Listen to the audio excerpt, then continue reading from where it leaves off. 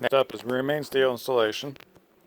The seal's already been installed with the lips pointing towards the block. If the lips point towards the back of the block, you're going to have an oil leak.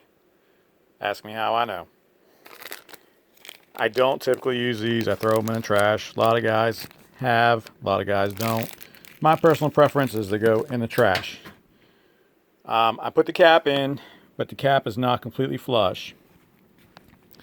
And I already have a bead of silicone down here on either side going out to the edge of the maintenance surface. I should have took a video of that. Oh well.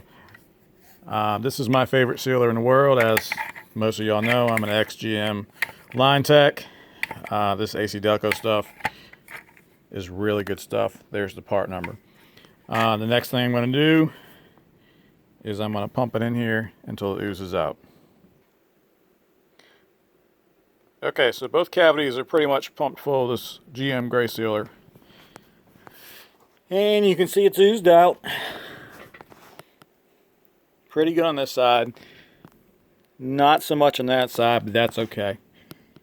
So my next step is to take a pipe cleaner, which I don't have, so I use a pick. Works well.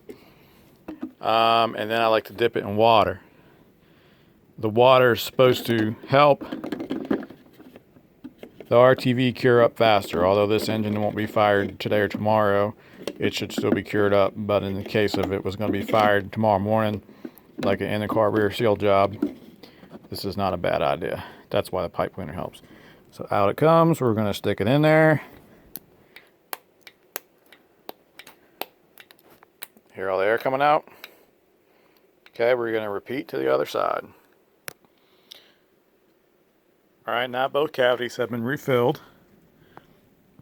And it's pretty obvious that it's oozed out on both sides. Even this side's really good. Now you can take your finger, one of these scrapers or whatever, or you can just leave it there, but I don't do that. And I like to clean it up and make it look professional. You can see it's oozed out down there and down there, so we're doing good. This is very important. While the block is completely dry and oil free, you smear it on there and force it back in the cavity all the way up. This is your best chance at getting this cap sealed. This is okay, but I'm still going to clean it up some more. Alright, now it's cleaned up real good.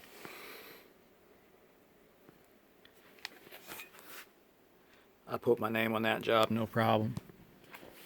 The cap has been ran down flush, but not 100 foot-pounds yet. It's been forced in all these cavities. And I even forced it in here, which is kind of overkill. And now we're going to torque it up. If I did it right, it's probably going to ooze out when I torque it up. Let's see. And here we are. It's torqued to 100 foot-pounds. You can see it's oozed out of the top. It's oozed a little bit out there in the corner. It's also oozed out a little bit in the cavity on both sides. This should be real good. The best chance you get at not having a rear seal leak on one of these things. I use the Victor Reinz rear main seal. I've used the Felpro. I've used the Cometic, and I really don't prefer one over the other.